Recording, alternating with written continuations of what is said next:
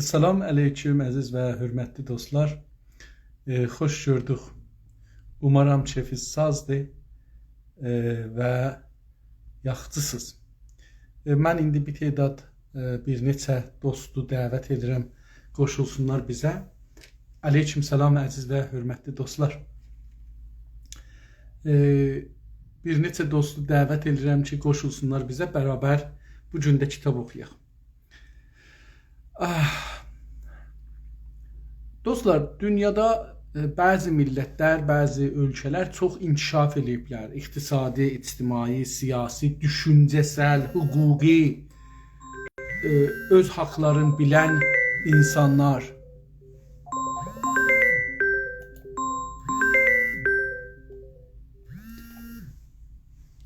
Salam aleyküm Eldar bəy, sizi gözləyirik, təşrif gətirsəz.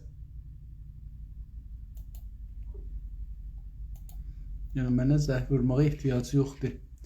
Direkt gəlsəz olar. Bəli. Dostlar, o məmləkətlər, o millətlər ki, inkişaf ediblər, onlarda kitab oxumaq bir əslidir. Və kitabı bəzən dəstəcəmi oxumaq.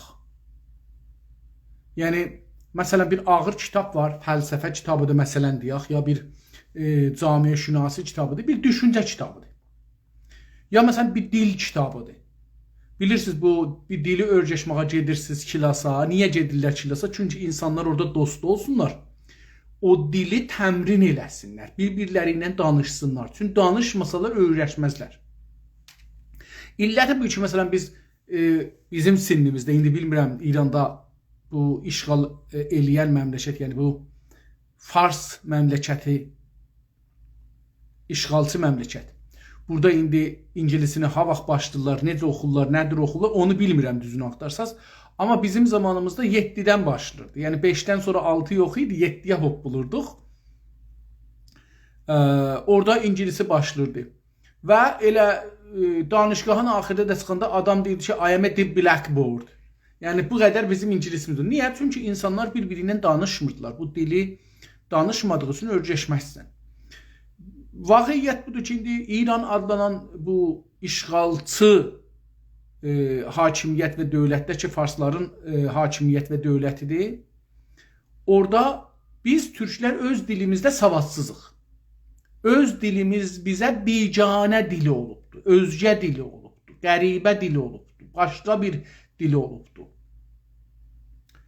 Biz əgər istəyək ki, öz dilimizdə kitab oxuyaq, dostlar, elə bir şey, Eldar bəy səs qoydu, mən görüm burada nə deyirlər.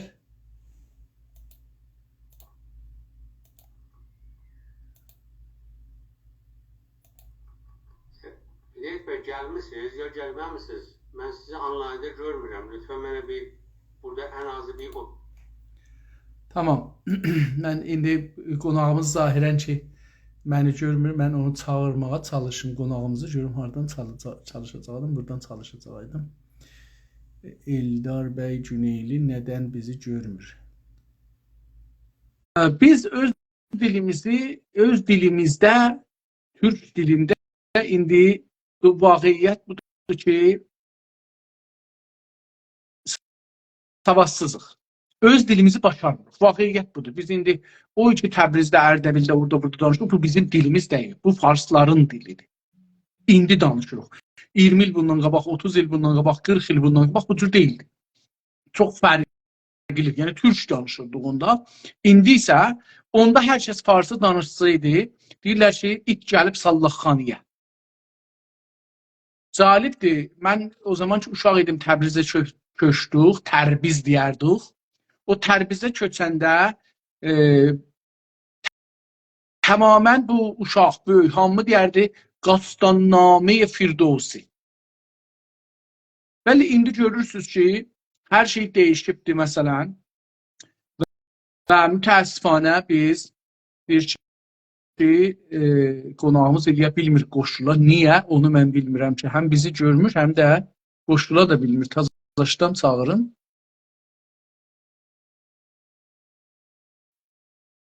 Eldar bəy Tazaşdan dəvət eləyək. Hər halda biz indi istəyək gərək biz dönək, istəyək rüşd eləyək, dünya dövlətlərinə yetişək, gərək ki, qeydaq və öz dilimizi öyrəşək. Salam aleyküm Eldar bəy, xoş gördük. Necəsiz, yaxşısınız? Salamlar. Mən də sizi xoş gördüm. Hər vaxtınız xeyir olsun. Buradan Sağ olun. dinləyicilərinizi salamlayıram. Bütün Azərbaycan soydaşlarımızı saygılarımı sunuram. Sağ olun, var olun. Dostlar, biz qeydib öz dilimizi öyrənməliyik və öz dilimizi danışmalıyıq, öz dilimizi yazmalıyıq. Bunun üçün də ən gözəli budur ki, dostlarımızla, yaxın dostlarımızla həm türkcə kitab oxuyaq bərabər, həm də orada olan kəlmələrin üstündə, sözlərin üstündə danışaq. Onu öz savadımıza görə, özümüzün dədənənəmizə görə soruşaq deyək ki, məsələn, bunun kökü nədir? Bu söz hardan gəlir? Bu söz harda işlənirdi? Əvvələn çox gözəl bir oyun olur, toplumsal, yəni bir neçə nəfər bir-biri ilə bir gözəl oyun oynayırlar. Bu ki, məsələn, bir dənə sözü, məsələn deyirlər, mənim bir sual gəldi mənə. Gördüm ki, dostların biri bir çörəklə, hətta çörək bişirilmişlər. Onu qoyublar, onun əksini qoyublar. Onun ortasında bəzi yerlər çörəyin qabarlar, dostlar. Ortasından xüsusən çörəyin ortası qabarlar və o rahatca qopar düşər. Mən məsələn, özüm dedim ki, buna nə deyərik? Yadıma hey fikirləşdim, 3-4 gün, burada bəzi dostlar var, onlardan soruşdum, nənəmlə, oradan, buradan. Xalalarımdan, Təbrizdə xalalarımdan filandan soruşdum ki, biz buna nə deyərik? Məsələn, mənim yadıma deyir, gül deyərdilər, yəni çörəyin gülü, xırda deyərdilər, avıntı deyərdilər, bu cür bir şeylər. Məsələn, bu elə bir 2 ayda bizim famililərdə hər kəs görürdü, mənə salam əleyk eləyəndə tez onu dedi, onu tapdın nədir sonunda. Bu bizim dilimizi öyrəşməyə çox yaxşıdır. Bunu görək, kitab oxuyaq bərabər və dilimizi öyrəşək. Eldar bəy, çox xoş gördük, bağışlarsınız, mən yarımçılıq idim, ona görə sizə bağışlarsınız. Bu günləri, dünənlə İsrağa gün, keçən 2 gündə müqəddəməni qutardıq və bu gündən yetişirik sizin kitabın mətninə, əsli yerinə. Yəni o müqəddəmədən ön söz ya baş sözdən keçdik, gəldik bura. Buyurun, buradan başlayın, oxuyaq. Hidayət bəy, sizi görmürəm mən. İşgal yoxdur, mən sizi görürəm, qalacaq videoda. Tamam. Oldu. Çox sağ olun zəhmətlərinizə görə və məni də bu proqramınıza və ya bərnamənizə dəvət etməyinizə görə.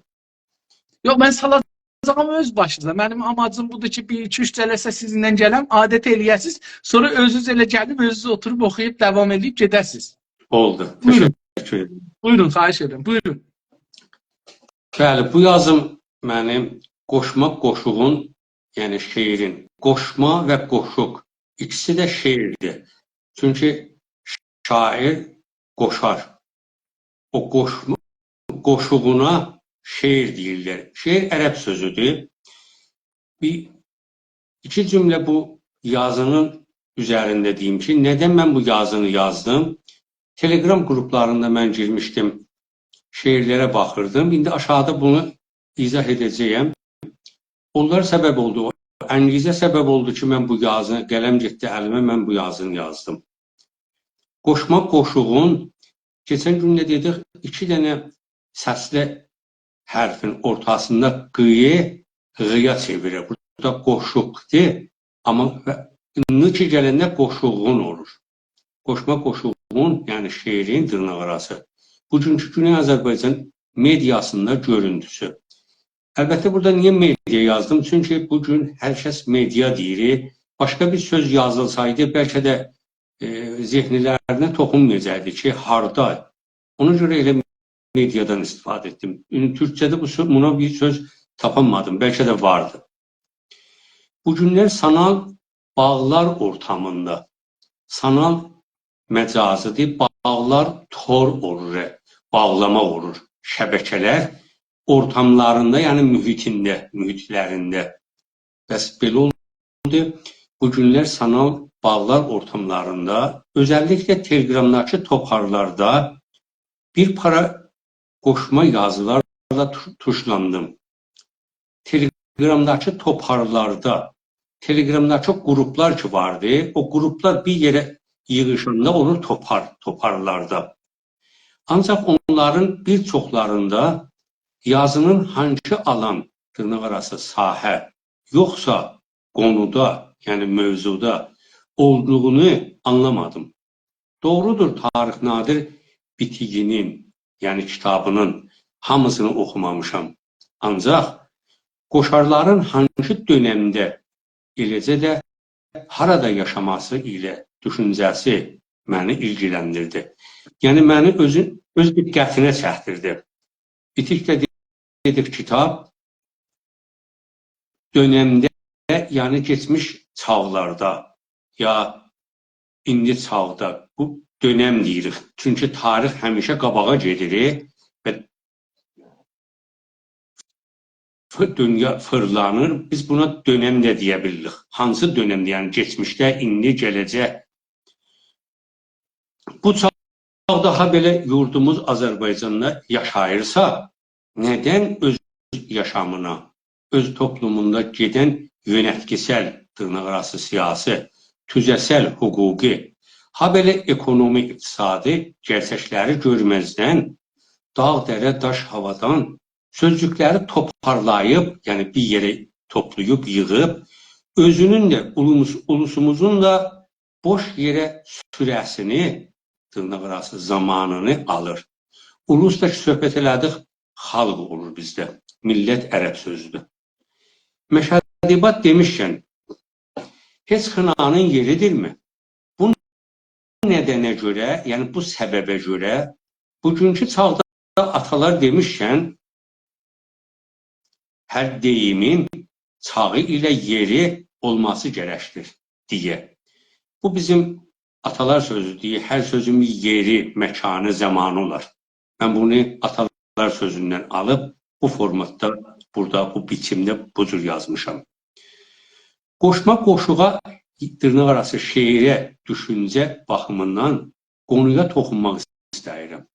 Yəni, toxunmaq istəyirəm, yəni öz nəqdimi, öz düşüncəmi demək istəyirəm. Qoşma qoşub deyəndə, eləcə də eşidəndə qoşardan söz gedir. Çünki qoşmanı yaradan qoşardır. Yəni, qoşar da oldu şair. Şair şeir yazır, qoşar sözləri biri-biri ilə düzənləyir, qoşur. Bildiyiniz kimi toplumun aydın kəsimi deyəndə pişahəng, öndə gedənləri, aydınları, aydın ki dedik, aydın kəsim, pişahəng, roşənfikr. Bildiyiniz kimi toplumun aydın kəsimi təkcə qoşar deyil, düz yazı, dırnaq arası nəsr yazanlarda toplumun yazın, yəni ədəbiyyat, yazın olar ədəbiyyat. Yazın baxışından aydınları ilə öndələri, toplumun tini, dırnaq arası ruhu ilə düşüncəsini yansıdan dili sayılır. Yansıdan, yəni əks etdirən. Elə bir burada, Sayın Eldar bəy, elə bir burada paragraflar biraz fərqli oldu mənə. Çalışdım sizə getirəm. Mən də buranı oxuyayım, görün ki, orada mən itirirdim, yoxsa doğrudur. Qoşar, dırnaq arası şair. Qoşar deyəndə toplumun yazın baxımından aydın kəsimi adamın gözünə gəlir. Bildiyiniz kimi toplumun aydın kəsimi təkcə qoşar deyil. Düz yazı, nəsr, yazanlar da toplumun yazın ədəbiyyat baxışından aydınları ilə öndərləri toplumun tini ruhu ilə düşüncəsini yansıdan dili sayılır. Burada fərqini siz də gördünüz, yoxsa mən fərqini gördüm? Dediyim kimi, mən onun Word'unu tapanmıram. Yollayıblar. İstəyirəm görüm ki, fərqlidir, yoxsa mən iştibah edirəm? Ola bilər, bunu sonra mən dəyişmişəm. Mən gərək onu axtarıb tapam, ya da bunu düzəliş verəm, bunu çapa getməyibdir. Çapa gedənəcə qalır. Tamam. Mən istədim ki, onu görmüşüm. Mən burada səhv edirəm, tapamıram, yoxsa o cürdür. Tamam, buyurun. Dedim, bəli. Ancaq qoşar qonusuna qayıtdıqda, mənim dönyə, dırnaqarası dünya, dönərgə. Əslində bu dünya farsçaya çevrilibdir, dünya olubdur. Bu dönyədir əslində. Dönya, dönərgə baxışımdan qoşar toplumun daha güclü, ha belə duyğulu adamları sayılır.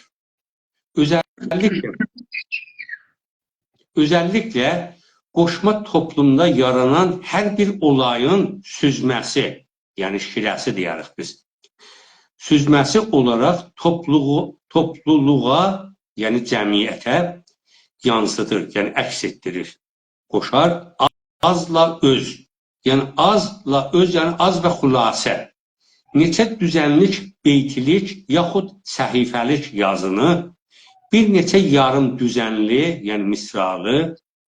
Burada yəni ki, deyirəm, mən o dırnaq açmışam olan gündəmdə keçən sözlüklərində yazmışam. Yəni deyəndə, yəni dırnaq arası o söz vardı. Yazını bir neçə yarım düzənli, yəni misralı, bir bitici, neçə bölməcəli, yəni bəndili ya paragraflı qoşuqda qayğı, kədər, üzüntü, sevgi, igidsən, yəni qoçarsal həması, acımasızlıq, yəni zülmləri, haqsızlıq, başarısızlıq qonularında olan sözcükləri ilə duyğulu düşüncəsini oxucuya sunur, yəni təqdim edir. Əgər bir soru olsa, mən izah edim, yoxsa gedim. İndi burada mən bir şey gördüm. Gene də paragraf bir cümlədir, yəni çox uzundur. Doğrusunu axtarsınız, mən özüm itirdim ki, nə oldu. Məfhum olaraq, məfhumu qavramı ala bilmədim ki, nədir. İndi burada mən bir şey... Ben izah verim. Özellikle koşma toplumda yaranan her bir olayın süzmesi olarak topluluğa yansıdır. Yani əks etdirir. Burada kurtarır. O bildim. Onu bizim bir müəllim vardı, Edler Bey. Deyərdi ki, mən bir məqalə yazmışdım. Aparmışdım kilasa. Oxudu. Yol dedi ki, bu yanı nə mənə?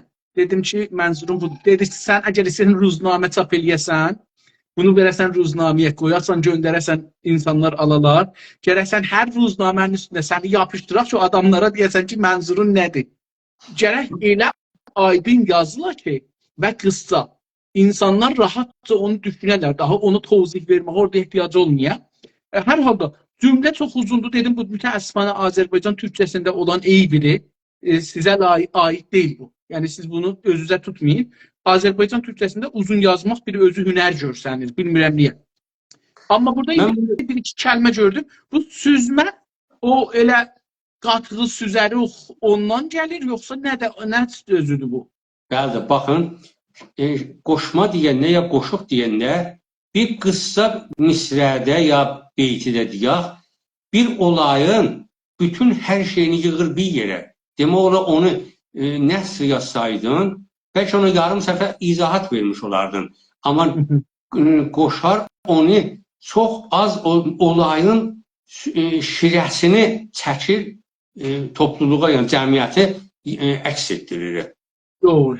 Bir də öz söz. Öz söz xülasə olur, elə deyil, öz. Az öz, yəni az və xülasə. İndi bu öz söz dönənlərdə öz türkçədir. Orada da elə bu mənada işlənir, yəni xülasə türkçə necə işlənir? Qalıqda işlətmə yeri və harda işlədir. Çünki çox sözlüklər var ki, çox yerdə işlədə bilsən. Sən o cümləni yazanda istəsən izahat verəsən ya oxucuya o sözü yetirəsən, indi baxırıq orada azla öz başqa bir söz yaza bilməsən. Burada da o virgüllər ki gəlir nədir? Cümləni orada qurtarır. Sonra sonuncu cümləni yine virgüllə ayırır bir-birindən. Mən bunlar heç birini başdan başlayıb nöqtəyə getməmişəm. İndi burada diqqət edəsəz, qoşar azla öz neçə düzənlik, beytlik, yaxud səhifəlik yazını bir neçə yarım düzənli qurtarır burada. Bir bitici neçə bölməcəli, yəni bəndili, paragraflı qoşuqda qayğı, kədər, yine burada virgülləri ilə hər şey dənə-dənə sayılır. Mən yapışdırmamışam bir-birinə. Bu o qədər aydındır ki, oxucu o virgülləri görəndə tək-tək sayılır onlar. Bitik kitab olur. Bitici necə bölməcəli, yəni neçə paragrafda istəyir desin. Yəni şair bir kitabı bir neçə paragrafda istəyir desin. Belə istəyirsiniz buyurasınız ya necə? Bəli də, baxın, qoşar eləyə bilər bir səhifəlik yazını 4 misrə ilə, yəni 2 beyt sözü ilə sözünü qısa, az öz desin. Onu oxucu özü onu açacaqdır. Açıb onu məna eləyəcəkdir. İndi mən lazım deyəcəm bir səhifəlik sözü eyni ocu sətir və sətir mən onu nəzmə çəkəm. Əgər mən nəzmə çəkirəmsə, onda gedərəm nəsr yazarım da. Nəzm bir yerə yığır. Tamam. Devam ediyoruz. Buyurun. Dırnaq arasında deməliyəm, qoşarlar incə duyğulu, arın, yəni təmiz ürəkli, arıntı ürəkli, yəni təmiz ürəkli, çox sevimli, qanı isti, ha belə çox kişi sevər. Kişi burada keçən gündə dedik, adam sayılır, insan sayılır. Bunun da dişisi, erkəyi yoxdur. Kişi sevər dediyin, yəni insan sevər, adam sevər, biriləri olarlar. Ancaq heç bir düşüncədə kəsin, yəni qəti, mütləq deyil. Yəni mən burada bu sözüm mütləq deyil. Ola bilər ki, mən bu cür düşünürəm. Başqası bir başqa məntiq ilə onu başqa cür yora bilər. Sizə telefon gəldi, səssizlik kəsdi. Buyurun. Evet, kəsdi. Düzən, yəni nəzmili, hər düzən, yəni nəzmili ya bir bölümcə qoşma qoşuq toplumunda hər düzən ya bir bölməcə qoşma qoşuq toplumda yaşanan bir qonunun, yəni mövzunun anlamını araşdırıb ulusuna yansıdır. Yəni ulusuna əks etdirir. Qoşarın düşüncəsini hər bir qoşuqda açıqlamağa çalışsan, qat-qat beytlər, bitiklər yazmaq olar. Bu sizin yuxarıdakı sorunuzun cavabını verir. Doğru. Qoşarın düşüncəsini hər bir qoşuqda açıqlamağa çalışsan, qat-qat beytlərlə bitiklər yazmaq olar. Ancaq bu da qoşarın eləcə də oxucunun düşüncə düzeyindən, yəni səviyyəsindən asılı yaxud bağlıdır. Yəni, qoşar var ki, çox, biraz biz gəlirik, çox bütöv bir yerdə az öz sözünü demiş olur. İndi o da onun düşüncəsindən, səviyyəsindən, düzeyindən asılıdır ki, nə cür qoşuqlar yazır, ya qoşmalar yazır. Sadə yazır, ya çox dərin sözlər yazır, onu məna eləmək lazımdır. Və bu, yalnız qoşardan asılı deyil, bəlkə oxucudan da asılıdır ki, oxucu hansı düzeydədir, hansı səviyyədə bilgisi vardır, biri-birinə bağlıdır bunlar. Deyəlim, indi bir mövzunu siz qoyun, bir dənə 5-ci sinif şagirdinə, eyni onu verin bir 8-9-cu sinifə, eyni onu verin universitet bir tələbəsinə. Əcəba, bunların üçü də eyni yazar mətləbi. Təbiidir ki, hər kəs öz səviyyəsində, öz düzeyində, öz bilim səviyyəsində ona toxunur. Ancaq qoşma qoşuğa iki baxış var. Birinci baxış, bir sıraları, yəni bəziləri qoşuğa önür incə yapım, farsça deyərlər hünər, açısından, yəni küncündən düşünüb yazırlar. Bu yüzden... Burada önür nə demək olur? Burada önürün mənası nədir? Önür, hünərdə siz nə görürsünüz? Hünər, birisi rəssamdır, gəlir, rəssamlıq çəkir, siz onun rəssamlığını görürsünüz. Ya bir hərəkətlər edir, bir aktyor, ya bir cür danışır, siz onun hünərini, onun hərəkətində, danışığında, sözlərində nə cür, harda deyir, bu hünərdir da, ya rəssamlıq da. Yo, önür Önür- özü nədir? İncəsənət olur, yapım, hünər. Yəni önür- incə yapım. Önür, incə də, məsələn, Azərbaycanda deyirlər incəsənət. Musiqiçilərə deyirlər incəsənət. Önür Yox, önür nə olur? Yəni istəyirəm bu önür nə deməkdir? Önür Önür- əktdir, yəni o hərəkətdir ki, bir incəsənətçi onu göstərir, yoxsa önür öz bir ayrı bir şeydir. İkisi də bir yerdə o hünərin daha geniş səviyyədə burada Türkçədə daha geniş səviyyədə açıqlayır. Amma Farsada bu hünərin, axı hünər yəni nə? Mənası yoxdur. Mənasız bir sözdür. Amma önür bunu göstərici, məsləhət kimin ya necə deyim, o Mən adamın deyirdim ki, hünər Türkçə sözdür. Mən deyirdim ki, hünər Türkçə sözdür. Mən yadıma gəlir, çox uşaq idim, kətdə olarkən, məsələn, bir filan kəsin hünəri var.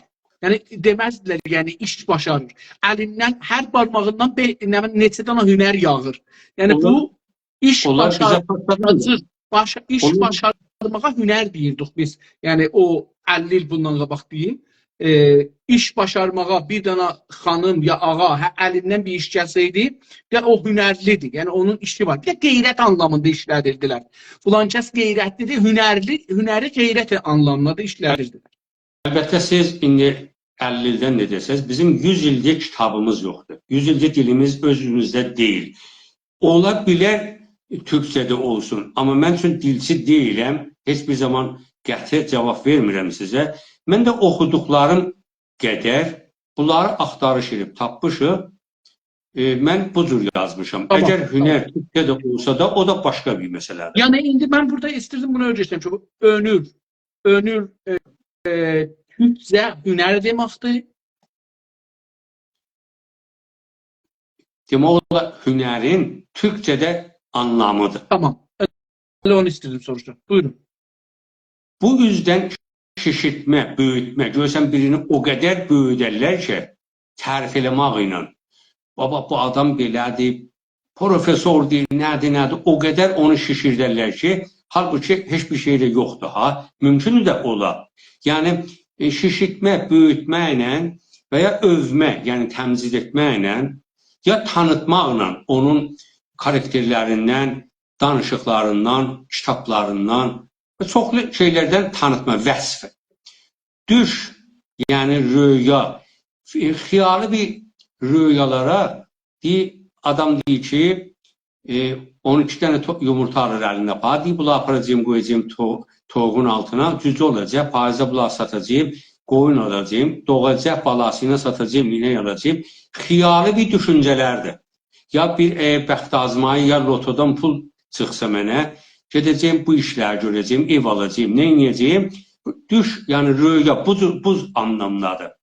Ha belə başqa yazın incə yapım, yəni hünərlər, önürlər, incə yapım önürləri baxımından qoşuğu anladırlar. Yəni bu adamlar mənə görə içi dolu adamlar deyirlər. İndi aşağıda deyəcəyim. İndi bir də getməyin lütfən aşağıya. İndi burada siz 5 dana ya 6 dana kəlməni bir-birinin dalısına düzmüsünüz. Mən istəyirəm bunların fərqini bilək. Şişirtmə nə demək? Fərqi nədir? Böyütmə ilə. Yəni, bunlar bir-biri ilə nə fərqi var? Tərifi farslar işlədirlər. Biz də farslardan almışıq, tərif eləyirlər. Yox. Amma bizdə Yox. Şişirtmə, böyütmə, övmə, tanıtma, döş. Tamam, o düş fərqli. Amma o 4 dana şişirtmə, böyütmə, övütmə, tanıtma, bunların nə fərqi var bir-birinə? Baxın, tanıtma, yəni vəsf etmək. Onun karakterindən, kitablarından, danışıqlarından, etdiyi işlərindən vəsf eləyir, sənə tanıdır. Bu adam budur. Övmə də təmcid edir. Onun karakterindən yenə söhbət eləyir. Onu başqa yönlərdə sənə tanıtdırır. Yəni, təmcid də vardır, vəsfi də vardır, tərif də vardır. Mən bunların türkçələrini qoymuşam yerinə. İndi siz deyirsiniz tərifinin, təmzidin mənası nədir? Tərif lazım deyildisə təmzidi işlədərdilər. Təmzid lazım deyildisə tərifi qoyardılar. Niyə bu iki sözlük var? Və onların da anlamlarını mən burada üçünün də anlamlarını yazmışam. Bu üçü bizim toplumda farsdadan bizə girib, bunları danışırıq. Vəsf eləyirsən, təmzid eləyirsən, tərif eləyirsən. İndi onun türkçələrini qoymuşam. Burada bir başqa bir şey yoxdur. Yeni bir şey Tamam, yoxdur. tamam. Yalnız türkçələrini qoymuşam. Tamam, buyurun. Farsçada bir deyim var. Hünər dər xidmət hünər. İncə yapım, önür, yaxud yaradıcılıq yalnız o yaradıcılığın qulluğunda olmalıdır. Yəni bu cümlə eyni həmin hünər dər xidməti hünərdir. Amma mənim düşüncəmdə hünər dər xidməti hünər olmayacaq. Hünər toplumun, xalqın, cəmiyyətin, camiənin qulluğunda olar. Ona görə farsçada bir deyim var, hünər dər xidməti hünər, incə yapım, önür, yaxud yaradıcılıq yalnız o yaradıcılığın qulluğunda olmalıdır. Rəssam bir rəsm çəkir, duvara vurur, bəzi zamanda görüşək bunun anlamı yoxdur. Amma çəkib da, ona da pul verirlər də, alırlar da, duvarlarında da asırlar da. Sadə dildə desək, yaradır ki, yaratmış olsun. Yaxud yaradıcılar sırasına qovuşsun. Bir sıra rəssamlar kimi yaradıcılıqlarında, topluluqda, yəni cəmiyyətdə yaşayan qonular için heç bir anlam görünmür. Bunu mən muzələrə gedirəm, elə bir rəssamlıqlar var ki, baxıram, axı bunun toplumda nə yeri vardır? Millət bundan nə istifadə edir? Heç bir şey. Amma sən necə çəkir, satır, kazanır. Mən bunda toplumda və topluluq üçün heç bir anlam görmürəm. Bu birinci baxışdır. İkinci baxış. Birinci baxış bu oldu dostlar. Birinci baxış budur hünərə. Belə baxırlar ki, hünər dər xidmət hünər. Hünər fəqət hünər üçündür. Hünərin ayrı bir mənası yoxdur. Ayrı bir ondan məna axtarmıyor. Bir məsuliyyəti yoxdur hünərin. Hünər sadəcə çəkilir ki, hünər olsun. Rəqsi buna görə eləyirlər ki, fəqət rəqs olsun. Buna görə eləmirlər ki, siz ondan bir məna çıxadasınız, bir düşünəsiniz. Ya xoş yazmaq, gözəl yazmaq, ya gözəl səsi olmaq, ya musiqi. Buna görə deyil ki, siz ondan bir məna alasınız. Bu bir deyimdir. İkinci baxış nədir? İkinci baxış mənim qoşma qoşuğa dönüyə baxışım ya dönərgə baxışım burada yer alır. Qoşma ulusun, eləcə də toplum ilə topluluğun, toplum dedik camiə, topluluq cəmiyyət. Qoşmaq ulusun, eləcə də toplum ilə topluluğun yaşam qulluğunda olması gərəkdir. Yoxsa adam ha belə toplum olmayan yerdə, istər toplum keçik bir oğuş, yəni ailə, ya da böyük bir topluluq olsun. Önür incə yapım, yaradıcılığı o toplumda heç bir anlamı yoxdur. Qoşar öz çevrəsində yaşadığı çağın, dönəmin, gedişlərini düşündəmə, düşünbilim, yəni fəlsəfəsini nə cür düşünür, elmi səviyyədə, yəni fəlsəfə deyəndə hər olayın nədənlərini anladır. Biz fəlsəfə deyəndə kütləmiz qanmır ki, fəlsəfə yəni nə? Hər şeyin nədənlərini anlatmağa ona fəlsəfə deyirdir. Hər olayın nədənlərini anlatar. Yönətkisəl siyasətini, kişilərin toplumda yaşamını, ekonomi, yəni iqtisadi, sinfi, ulusal dərdləri ilə tüzələri, yəni hüquqları. Mən bunlar hamısına xətt çəkmişəm. Hərəsi özü bir cümlə kimi onları aşağıda anladırım. Eləcə də toplumun adamların tinsel, yəni psikoloji, ruhu, rəvani durumlarını araşdırıb, ulusunu yazın ədəbiyyat aracılığı yəni vasitəsi, ulusunu ədəbiyyat vasitəsi, türkçə desək, ulusunu yazın aracılığı ilə bilgiləndirib gözünü açmalıdır. Çünki qoşar dediyimiz topluluğun aydını eləcə də düşüncə baxımından öyrətməni, yəni müəllimi sayılır. özdeş anda, yani eyni zamanda özdeş, o deyirik qarındaş, yoldaş oradan gəlir. O öz, yani o zamanı deyir, eyni. Eyni zamanda, yani özdeş anda toplumun yuxarıda vurğulandığım gerçəkləri yiyə olduğu düşüncə, eləcə də toplumun gözcüsü, yani aynası ilə tini, yani ruhu, ha belə dili deməkdir.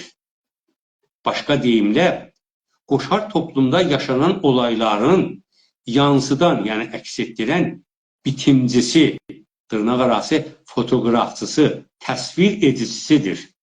Qoşar toplulukta yaşayan qayğı, kədər, üzüntüləri, nisçilləri, ayrılıkları, uzaklıkları, acımasızlıkları, eşitsizliği, eşit yani beraberlik, ədalətsizlik olur. Tansızlıkları, yani haqsızlıkları, uydurmacılıkları, yani saxtaşarlıkları, dələdüzlükləri, yani şarlatanmazlıkları, yalancılıkları, şadlıkları, düzgünlükləri, arınlıkları, yani təmizlikləri, sevgiləri, eləcə də gözəllikləri toplumdan alıb, yani bunlar hamısını toplumda görür, onlardan alıb, o topluma, özellikle öz dünya dönəcək yaşam yönetimini, ha belə baxışını duygularıyla yansıtır. Yani toplumdan alıp onu bacarır ki, nə cür versin. Görür ki, bugün fəsad vardı, görür bugün haqsızlıklar vardı. Hangi sahədə görür, onu gətirir, gözəlliklərlə toplumuna əks etdirir. Yani bizim yazarlarımız ki, nəsr yazarlarımız olsun və ya qoşma, yani qoşar olsun, işi budur. Əslən, bu qədər kitablar yazılır, nə üçün yazılır? Bu qədər biz radyolarda, televiziyada, medyalarda danışırıq, nədən söhbət gedir? Elə bu yuxarıda saydığım sözcüklərlə ki, bugün toplum, özellikle bugün İranda gedirlər, onları biz alıb topluma öz düşüncəmiz ilə bir yerə toplayıb onu əks etdirməliyik. Qoşar toplumda gedən acımasızlıkları, eşitsizlikləri, bilməzlikləri, yəni cəhaləti. Vaxtı biri bilmiri, bilgisi yoxdur, o cahil bir insandır. Bəs bilməzliyi, yəni cəhaləti, eləcə də tapdalanan kişi tüzələrini, yəni insan hüquqlarını, dərdlərinin maddi kökünü anladıb, ulusuna yaratdığı igidlik qoşmalarında acımasızlığa, tansızlığa tapdalanmış kişi tüzələrinə qarşı direnməyə çağırmalıdır. Burada bir söz soru vardı. Mən belə düşünürəm, yuxarıda hamısını saydı. Qoşarın görəvi, vəzifəsi bunlardır ki, bunları alıb topluma öz düşüncəsi ilə, duyğulu gözəlliklər ilə əks etdirməlidir. Adamları bilməzlikdən çıxarıb, duyğulandırıb, geri qalmış toplumu iləriləməyə, ha belə gəlişməyə, yəni inkişafa yönetməlidir. Bunun dışında qoşuğun toplum ortamında, yəni mühitində anlamı yoxdur. Çünki qoşar oxuducuda, eləcə də toplumda gedən olayları ulusuna yansıta bilməsə, oxucuda duyğu yaradıb, etki, yəni təsir buraxa bilməsə, oxucunu yürüyüşə, yəni hərəkətə, eləcə də iləriləməyə, inkişafa tərəf, yəni gətirə bilməsə, o qoşuq heç bir kişini, yəni heç bir insanı yaşatmayacaq, ha belə toplulukda yaşamayacaq. Yəni nə toplumdakı insanları yaşadacaqdır öz yazıları ilə və nə özü yaşayacaq bu yazıları ilə. Atalar sözü var, deyirlər, hər oxuyan ustapənah olmaz. Eləcə də hər qoşma qoşuq yazana qoşar deməzlər anlamındadır. Hər kəs də öz ölçüləri ilə yaxud dünya, yəni dönərgə baxışları ilə qoşuğa, ha belə qoşara dəyər verir. Mənim bu gün yazdığım, eləcə də düşündüyüm qoşuq ilə qoşar üzərində olan yaşam dönərgələrini dəyişmiş, ölməz qoşarlarımızdan bir neçəsi örnək olaraq Şəbistərli Möcüz, mən çox məsləhət edirəm, Möcüzün kitabları alıb oxunmalıdır. 100 il bundan qabaq yazılsa da, sanki bugün yazıldı o yazıları. Səhən Qaraçörlü, Ulu Xəlil Rza, Bəxtiyar Vahabzadə, qoşarların nə tək toplumda gedən olayları öz duyğularıyla ulusuna yansıtmalıdırlar, öz duyğuları ilə ulusuna yansıtdırmalıdırlar. Ancaq o toplumda adamların biri-birinə özdeş anda, yəni eyni zamanda topluma yanaşmasını, eləcə də ondan yaranan ilə yaşanan özəllikləri qoşma qoşuğunda ulusunun ürəyində çeşitli yöntəmdə, yəni ürəyində fərqli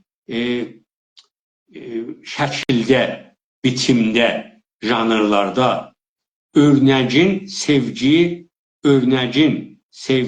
gözəllik, arınlıq, umud, şənlik, ha belə şadlıqlar yaratmalıdırlar.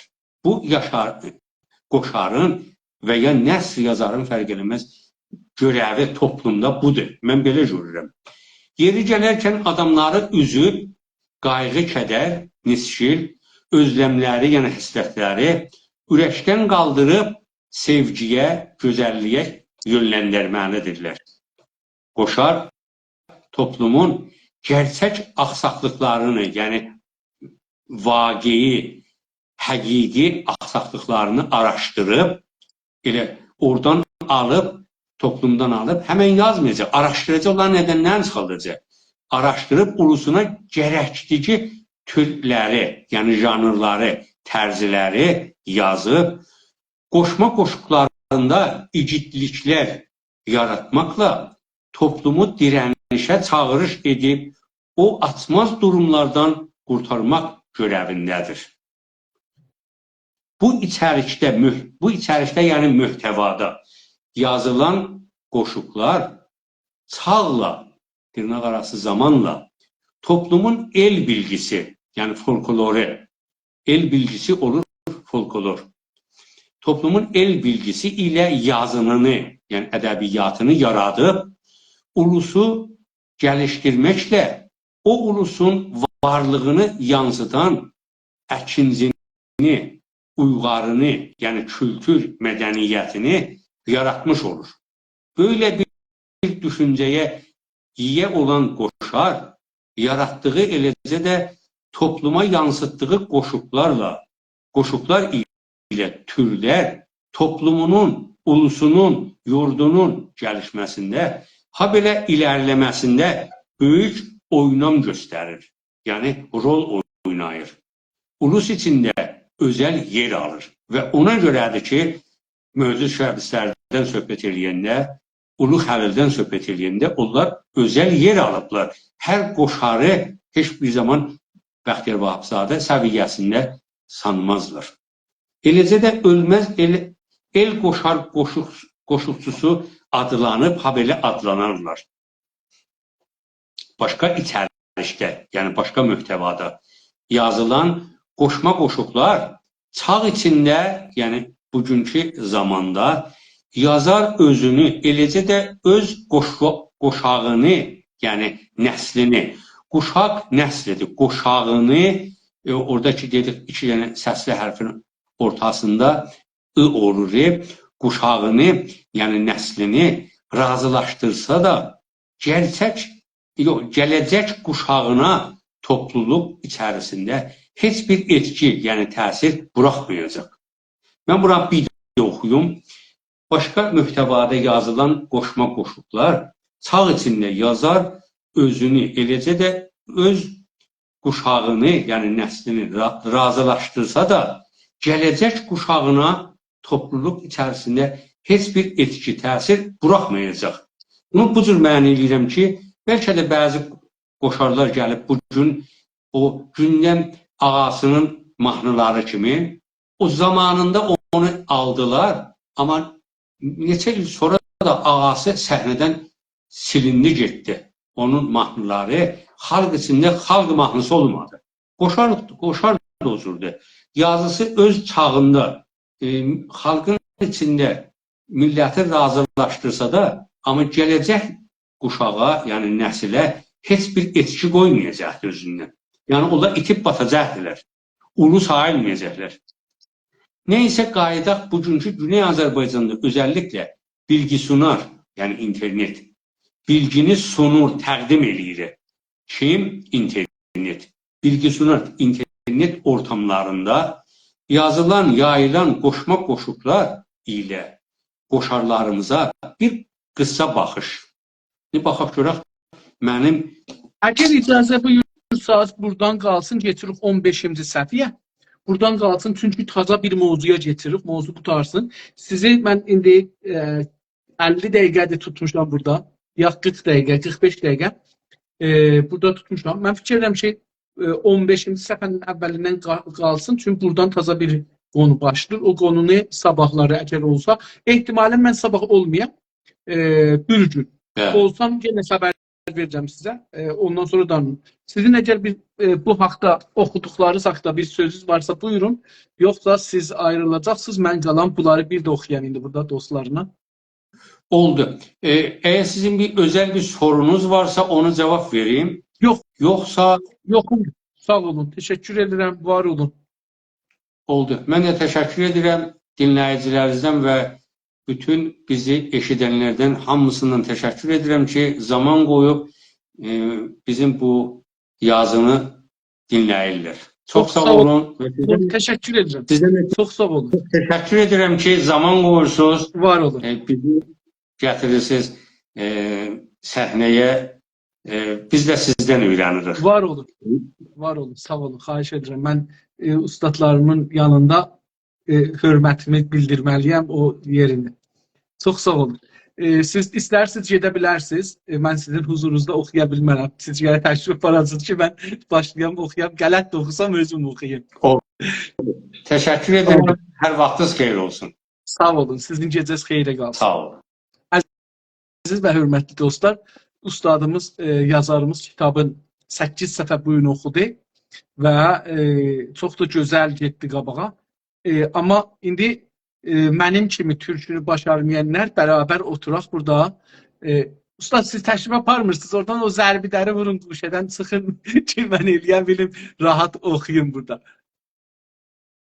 Bəli. Ustadımız təşrif apardı. İndi icazənizlə biz özümüz qeydaq burada, xiyalımız rahat, utanmadan kəlmələrlə bir güləşək.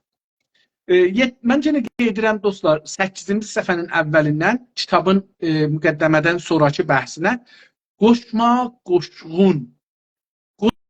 Qoşmaq iki şeyi bir-birinə bağlamaq deməkdir.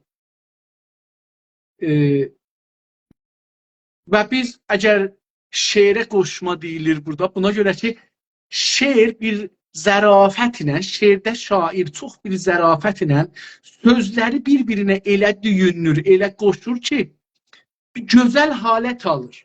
Məmuli heç kəs o cür danışmaz. Yəni, o məmuli danışmaq deyil. Heç kəs o cür danışmaz. O, şairin bir gücüdür. Kəlmələri bir-birinə elə düyünür, elə qoşur ki, orada bir gözəl ahəng çıxır. Bir dənə da təsvir orada düzəldir. O təsvir, o şey ki yaradır, o onun gücüdür, şairin gücüdür. İndi qoşma oradan gəlir. Yəni bir şeyi bir-birinə düyünləmək, qoşmaq. Qoşma, biz qədim cüt sürərdik, malı cütə qoşardıq. Məsələn, beləsi, bir şeyi əgər bir ayrı bir şeyə bağlayasınız, qoşmaq olur. Qoşğun da onun məsdəridir. İndi bilmirəm məsdərə türkcə nə deyirlər. Yəni, qoşma işi. Qoşma işi. Bu şeirdir. Qoşma və qoşğun, yəni şeir. Bugünkü Güney Azərbaycan mediasında görüntüsü, şeirin mediada görək ki, necə görünür. Media bugünkü Azərbaycan, yəni indi əlan ilə bu günləri keçsək, internetə baxsaq, Azərbaycan mediasında şeir necədir? Bu suala istəyir cavab versin. Bu günlər, elə indi də baxa bilərsiniz, sanal ağlar ortamında, sanal məcazi, məsnui, sünni, Türkçədə sünni sözü var ha, işlədirik, şiə sünni. Bu o anlamda değil. O sünnet sözünden gelir. O sünni sözü. Bu sünni aslında biz istəyək ki, ondan ayırt edək, yəni saatla yazaq. Ki, yəni yaradılır bir şey. Sanal sünni deməkdir. İndi Türkiyədə işlənir, Azərbaycanda bilmirəm işlənir. Orada işlənir. Məsələn, yəni məsnui. Sanal olur, yəni o iki biz yaratmışıq. Dedim, o sünnətdən gələn deyil. Bu sünni, sanal, ağ, geçən dəfələrdə dedim, tora ağ deyirik. Tor. Hər cürə bir tor ki ola, ondan bir şey tutursunuz. Ona deyirik ki, məsələn, balıq tutanlar, balıqçılar. Tor atırlar, suyun içine balıq tuturlar. Ona ağ deyir. Oradan bu kəlməni alaraq ya tor atanın toruna ağ deyirlər. Oradan bu söz alınıb, gəlib internetə qoyulubdur. Çünki elə ingiliscədə də ona deyirlər web. Web söz vardı. O da yəni tor. Tor atan tor özü də. Niyə dostlar? Diqqət buyurun. Tor atanın bu toru ki var. Onun o nazikliyinə baxmayın. O qədər güclüdür ki, çox güclü. Mən bunu bir zamanlar gördüm ki, yağış yağır, düşür bu torun üstünə. Buradan batmır içəriyə. Getmir aşağıya. Elə bir düzəlibdir.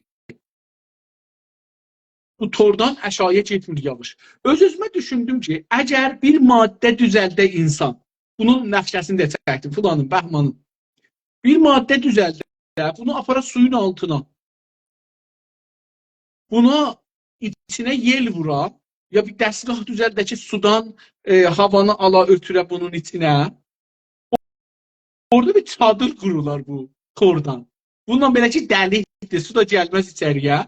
Havanı da bəlkə bir cür eləyək ki, qoymayacaq. Orada yaşamaq olar. Yəni, mən bunu məsələn bir neçə iş, 17-18 yaşım vardı, bunun tərrahlıq elədim filan, bəhman nəqşəsini çəkdim, dedim bir gün bunu düzəldəcəyəm. İnqilab oldu. Yox, inqilab var idi onda. Şey oldu, yəni zindicanlığımız gəldi siyasətə və yolumuz gəldi. Tabii heç vaxt onu icra eləmədim. Bəli, çox güclü bir şeydir bu tor. Bunun bir xasiyyəti də budur ki, yel bunu qıra bilmir. Mənim maşınımın aynasının yanında bir tane tor atan yuva bağlamışdı. Heyfim gəlirdi onu orada öldürəm ya oradan yığam. Mən otobanda 120 ilə gedirdim. Gördüm ki, gördüm ki, tərpəşmir. Yerində o özü də içində də oturub orada keyfə baxır məsələn. Hətta bəlkə deyib, bax, skate edirəm məsələn. Bulan bəhman, keyfə baxırmış. Hər halda ona biz ağ deyirik. Çox güclü bir şeydir və ora düşən çıxa bilməz. Balıq da düşsə tora çıxa bilməz. Milçək də düşsə, qurt da düşsə, hər nə düşsə o tora oradan çıxa bilməz. İnternetdə bir tordur. Biz ora düşəndə, mən özüm məsələn bəzən görürəm gündə 6 saat, 5 saat mən qalıram internetin müxtəlif şeylərində. Ya yazıram, ya oxuram, ya baxıram musiqisinə, nə bilim, insanlar mesaj göndərirlər onlara. Vaqən çox vaxt aparır. Yəni özü bir shift işdir mənə. Yəni bir shift iş mənim gedir rəsmən. Hələ onda çox qrupları oxumaram. Yəni məsələn bəzi qruplar var, birdən görürsünüz ki, 2000 dana yazı yazıblar. Bir günün içində 8 saat, 10 saatin içində 2000 dana yazı yazıblar. Kim buna yetişir? Mən 5 saat vaxt aparar bu. Onun üçün onları elə vururam ki, getməyəcəklər axirə gedərlər. Əgər bir 2 dana, 3 dana, 5 dana olsa oxuyaram. Ya bir qrup bilsəm ki, bu da ciddi bəhslər geçir. Onu da baxaram, görürüm kimlər yazıblar. Hər adamın yazısını oxumaram. İstəyirəm deyəm ki, bu o burada dediyimiz ağ, o ağ deməkdir. Türkiyədə ağ işlənir, internet, yəni şəbəkə ortamlarında orta bilirik nədə? Vəsət. Ortamlarında, yəni bu şeyin ortasında internet bir dünyadır. Onun ortasında siz indi bir yerde bir iş görürsünüz. Özü də tərcümə etdiyi məcazi şəbəkələr mühitində. Özel dedik ki, dünənləri özellik ya özel, xüsusi, vicə, bu bexusus, məxsus bu bölmələrin ki, ərəbcədir, vicə də farscadır zahirən, oradan ona gəlir. Telegram, özellikle Telegram'daki toparlarda toplanan bir yerler, gruplar. Burada o gruplara topar işlenirdi. Grup sözünün yerine topar işler. Dostlar, ben bunu bazen görüyorum, dostlar istilah yazarak grup C ile yazılırlar. C. O düz değil. Bizim dilimizde her şeyi düz istisak yazsak biz grup deyirik. Qaf ile yazmalıyıq. Ona dikkat eləməlirik. Bir para qoşma yazılarla tuşlaşdım. Bir şey, ilk şeyde bir para, bir ne kadar para tikə, bölüm, tikələr, parçalar. Bir onlarla qoşma, bu qoşmalarla qoşma yazılarla şeirlərlə üzləşdim. Üzləşdim, yəni gördüm, ya tuşlaşdım, yəni rast gəldi mənə, tuşuma gəldi. Tuş, yəni mənə tərəf. Mesela o tuşa gedirəm, yəni o tərəfə gedirəm. Falan şeyin tuşundur get, mesela ağacın tuşundur get, o ışığın tuşundur get. Yəni düz ona tərəf get. Hər halda yəni tuşlaşdım, yəni ona tərəf gəldim, ya o mənə gəldi, mən rast çıxdım ona. Beləsi. Ancaq onların bir çoxlarında, o şeirlərin bir çoxlarında yazının hangi alan mühit, sahə, yer, yoksa konu mevzu olduğunu anlamadım. Bir ki bu şiir geldi ama bilmedim şiir neden ötürü, ne hakkında yazıplar bunu. Doğrudur. Doğru, düz. Tarih-i nadiri bitiyinin hamısını okumuşam. Ben bunu şeyden, o film var idi, dedim ne diye, Məşdibat. Məşdibat kəlməsində, o filmində bu işlənir. Elə bu olub bir dana şey, söz. Yəni hamı deyir. Tarix-i Nadirini orada dil yarıyacan oxumuşam. Burada yazarımız buyururlar ki, mən Tarix-i Nadirinin bitki kitabın bitkicisinin hamısını oxumuşam. Amma bilmirəm onlar nə deyirlər. İstir beni desin.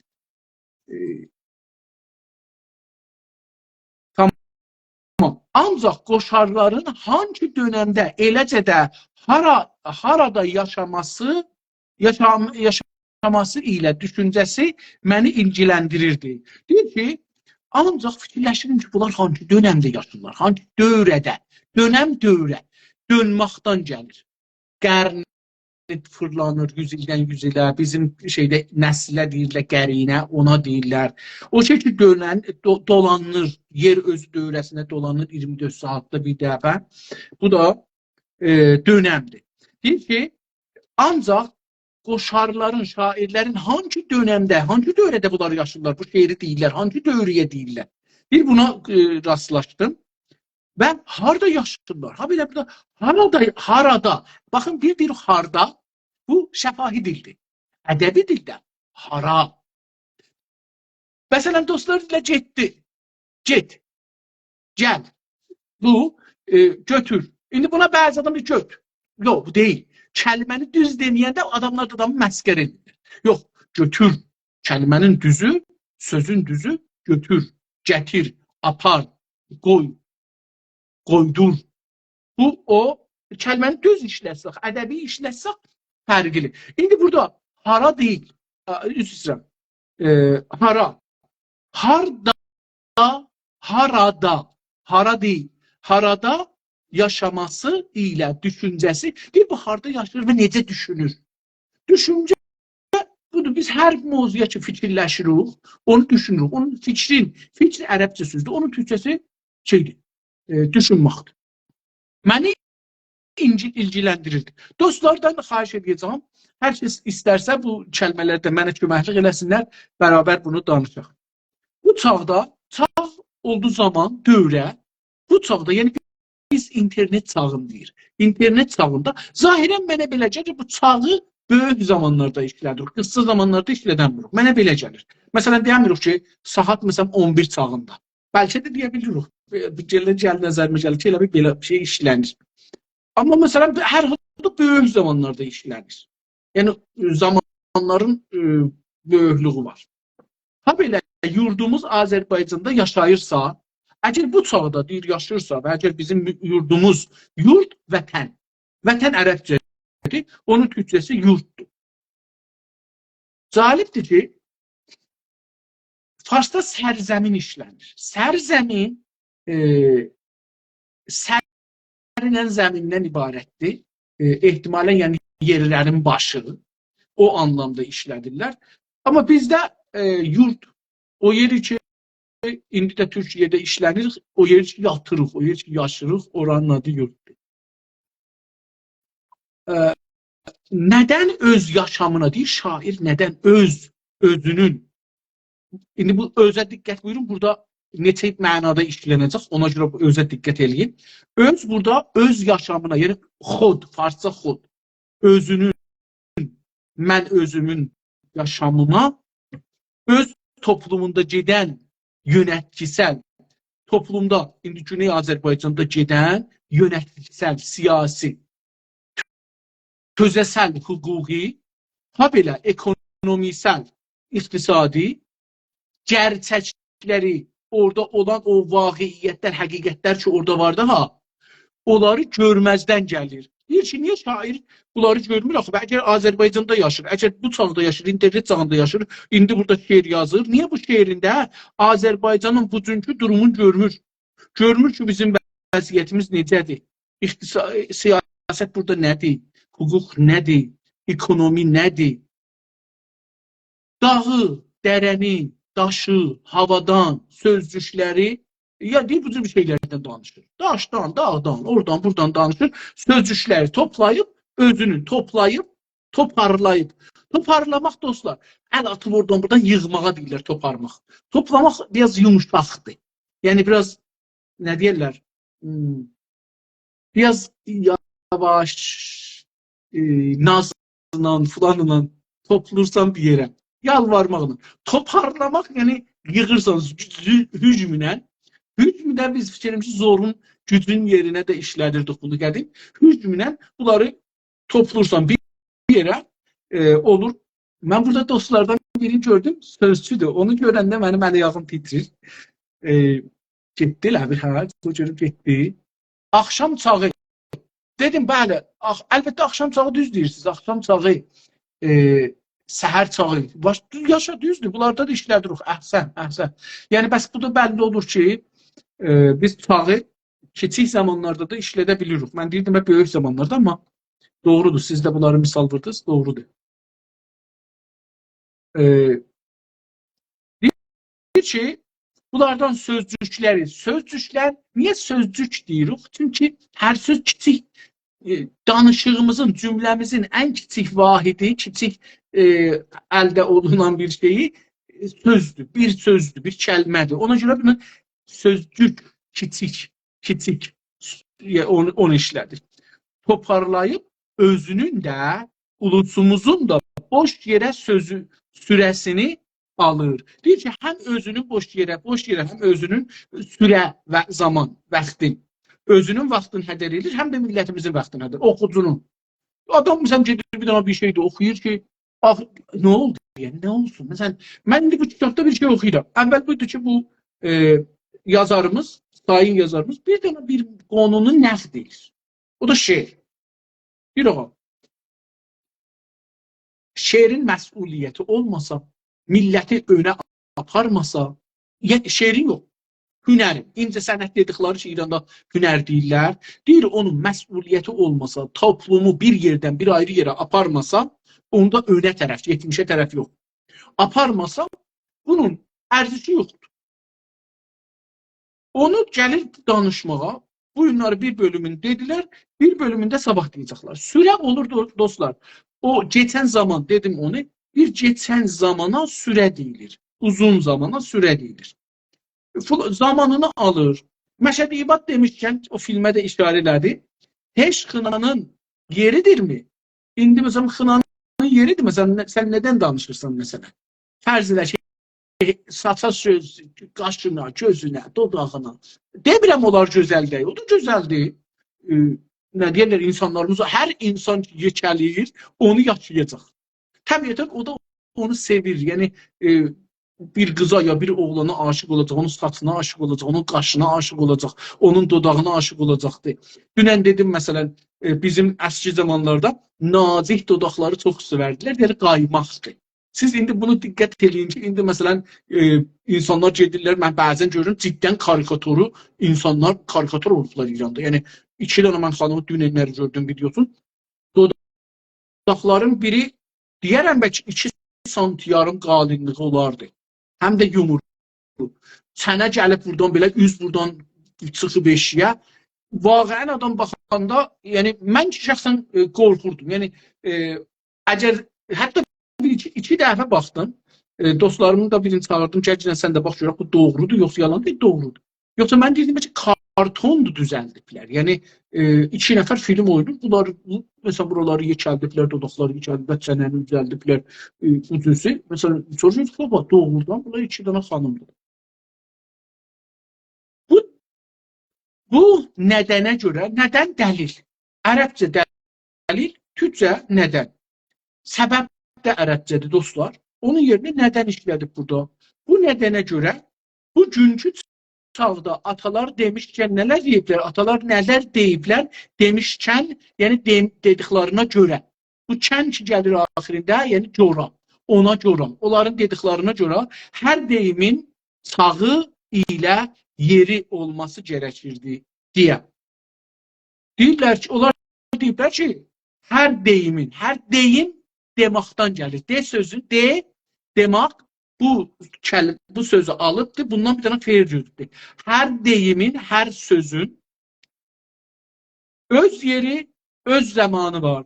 Çağı ilə, çağ burada zaman. Biraz bu çağı burada işlətsə, o zərbi məsəllikdən çıxıb deyilir. Məsələn, o ki, biz qulağımız adət edikdir. Zamanı biz eşitmişdik, amma zaman ərəbcə olduğu üçün onu gətirib burada çağ işlədik. İstədi türkçə olsun. Zərbi məsəlləri biraz değiştirib dərsində. Yazarımız istəyib ki, onu kamil türk eləyək. Bizə o ərəbçılıqdan çıxada və fars, biz indi sözlər ki, ərəblər, onlar ərəb bilmirik. Biz çoxumuz onları fars bilirik. Salamlar, saygılar dostlar. Tamam. İndi görək nə deyir? Qoşma, qoşuğa, həmin dedik də bayaqlar şeirə, düşüncə baxımından qonuya toxunmaq istəyirəm. Deyir ki, bu qonu sözü olmasaydı burada gözəl olardı məncə. Qoşma, qoşuğa, düşüncə baxımından toxunmaq istəyirəm. Qonu burada ehtiyacı yoxdur. İzafədir. Əslən yeri yoxdur. Gərək olmayan. Deyir ki, düşüncə baxımından mən bir şeyə baxmaq istəyirəm. Toxunmaq dostlar. Məsələn, çox zərafətlə uşaq ki, tazı doğulub, ona toxunursan. Çox zərafətlə bu telefona toxunursan. Toxunmaq elə bu qədər dəymaqdır. Mən məsələn, deyək ki, biri ilə çıxmışıq, bir getmişik, yemək yiyirik. Onun burasında bir yoğurt dəyib məsələn, ya bir çaşını dəyibdir. Onu yavaşca buradan toxunuram, belə sırtım. Ya məsələn, buradan belə toxundum. Toxunmaq bəzən də mənfi mənası var. Toxunmaq. O mənə toxundu. Yəni, o mənə pis iş gördü. Onun sözü mənə toxundu. Yəni, dəydi, güllə kimi toxundu. Toxunmaq, dəymaq. Bunun həm rəvani mənası var, həm müsbət mənası var, həm də məsələn, onun sözü mənim ürəyimə toxundu, yəni oturdu. Onun sözü mənim ürəyimdə məni dəyişdirdi. Toxunmaq burada odur. Bilmirəm, kökü toxun nə olur? Tox sözündən olsa calim olar, amma bilmirəm, ondan da ya yox. Tox sözü, yəni doymaq, yiyib bir şeyi doymaq, tox olmaq. Burada bir tane toxlu var. Heyvanlarımızın bir adı toxlu. Deyirəm ki, erkək qoyun balası əvvəl quzu olur, sonra toxlu olur, sonra qoç olur. İndi bunu bilmirəm kamil, amma orada da bir tox var. Bilmirəm, o toxludur, bu toxlu bir-birinə gəlir. Dostumuz, o dilsi dostumuz gəldi, mən gözümü itirdim. Tamam. İkinci məsələ deyir ki, bəs biri bu oldu ki, istəyir bu yazarımız istəyir görsün ki, şeir, bu şeir nə deyir? Şeir əslində nədir? Qoşma, onu görə gəlir tərif, istəyir bir tərif versin. Qoşma qoşuq deyəndə, ya dediyində, o zaman ki, sən deyirsən şeir, qoşma, qoşuq, o zaman ki, deyirsən qoşma ya qoşuq, eləcə də eşidəndə, ya deyirsən, ya da eşidirsən bu şeir, oxudu biri, ya bir şeir oxuyur. Qoşardan söz gedir. Qoşar o adam ki, sözü qoşur bir-birinə, şeir edir. Çünki qoşmanı yaradan qoşaqdır, qoşardır. Qoşarı tərif edir burada ki, kimdir? Qoşar yəni nə mənə? Qoşar o adam ki, sözü qoşur bir-birinə. Qoşar dediyində toplumun yazın baxımından aydın kəsimi adamın gözünə gəlir. Bir qoşar sözünü eşitdisə, deyəndə, yəni onu qoşar yəni nə? Deyir ki, toplum dostlar, iki dana burada camiə-şinasi, Türk camiə-şinaslığında bunlar deyilir, İran camiə-şinasında demirlər. Bunu sizə mən açıqlayayım. Camiə-şinası ya sosiolojidə iki dana termin var, iki söz var. Biri toplum, biri topluluq. Topluluğun fərqi var. Toplum hər neçə bir şeydən neçə danası bir yerə yığılsa ona deyirlər toplum. Məsələn, ciddik 1 kilo armud alırıq. Bu bir toplumdur. Armudların toplumudur. Məsələn, 15 yaşında Dəbiristanda oxuyan qızların toplumu. Filan mədrəsə, bu bir toplumdur. Amma bir dana mədrəsə, qız mədrəsəsi məsələn, topluluqdur. Dərs hesabı. Topluluqdur. Çünki bunun məsələn mümkün ibtidaisi olar, rahnumayisi olar, dəbiristan olur. Məsələn, kəndlərdə bizim mədrəsələrdə məsələn, nə bilim, neçəyəcən hamısı bir müəllim dərs deyirdi. Bir süpadaniş dərs deyirdi. Burada topluluq olur. Çünki məsələn 6 yaşında da var, 7 yaşında da var, 8, 9, 10, 11, 11, 14, 15 yaşında məsələn burada yaşında adamlar buradadır. Bunlar da bunlardan topluluqdur. İndi oğlanlarla qızlar bir klasda olsalar bir topluluq, bunlar toplum deyil, topluluqdur. O sabat hesabı. İndi gəlir toplum geçə bir şəhrə, məsələn deyirik ki, bu şəhərdə fəqət türklər yaşayır. Bu toplumdur. Türklərdən ibarət toplumdur. İndi deyək Təbrizə baxırıq, deyir ki, Təbrizdə erməni də var, yəhudi də var, sünni də var, fars da var, türk də var, kürd də var, ərəb də var, bəluç da var, nə var desən var. Xaricəli də var. Deyir ki, burada topluluqdur. Çünki burada çoxlu, cürbəcür bir şeylərdən bir şey yaranıbdır ki, hamısı bir yerdə işdirlər, bir-birlərinə bağlıdırlar. Yaşamaqları bir-birlərinə bağlıdır. Buna deyirlər toplum. Toplum pəs nədir? Toplum o şeydir ki, bir şeydən onlar bir-birinə bağlıdır. Məsələn, ailə bir toplumdur. Orada nənə var, dədə var, uşaqlar, qızlar, oğlanlar, yekə, keçi istindilərinin fərqinə baxma bir toplumdur. Bir tayfa bir toplumdur. Bir kəndidə neçə dana tayfa olsa ora topluluqdur. Beləsini desəm daha rahat. Bu iki dananın fərqini bildirir. Yazın dostlar, yaz sözündən gəlir ədəbiyyat mənasına. Burada iki dana, mən bu günləri o gündə diqqət, əlbəttə özüm oxuyanda da diqqət eləmişdim. Yazarımız burada bəzi kəlmələri tərcümə edir. Başqa dillərdən. Mənim nəzərimə yaz sözündən yaz təbiətdən alıbdır bunu. Torpaqdan alıbdır.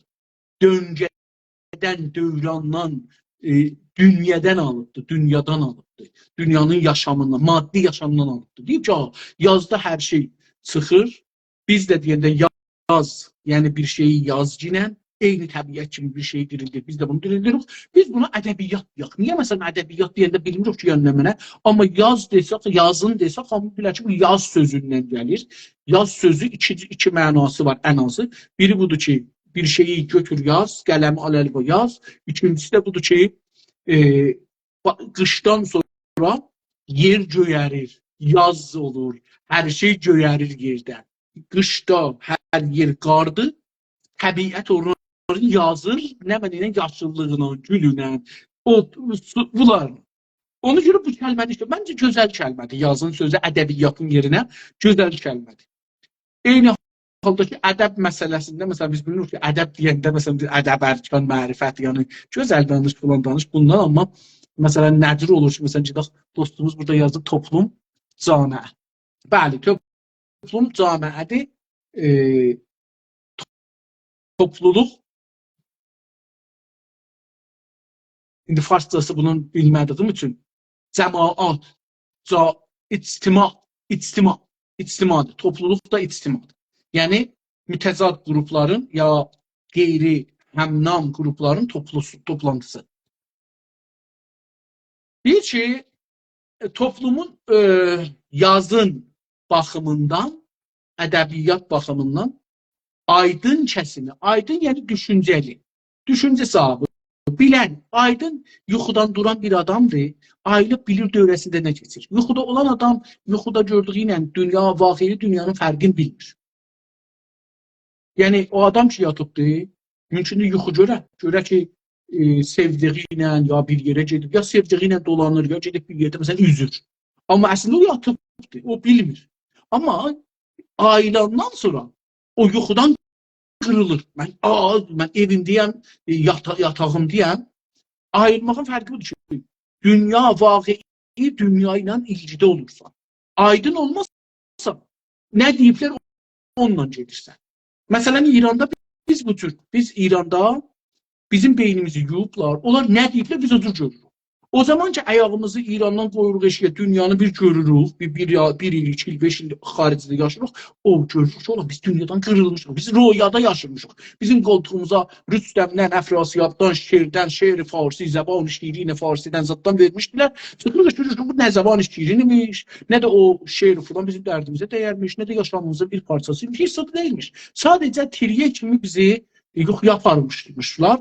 Biz özümüzdə yekə bir şey bilirdik, fil bilirdik.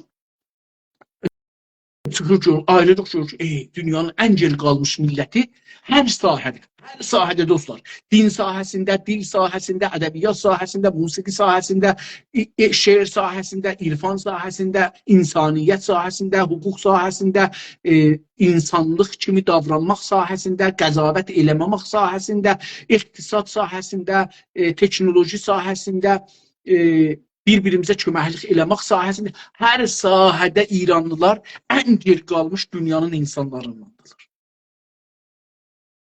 Afrikanın o qərə insanları ki, sümürgənin, işğalın ən çətin vəziyyətində yaşadılar, onlar İranlılardan daha aydındılar.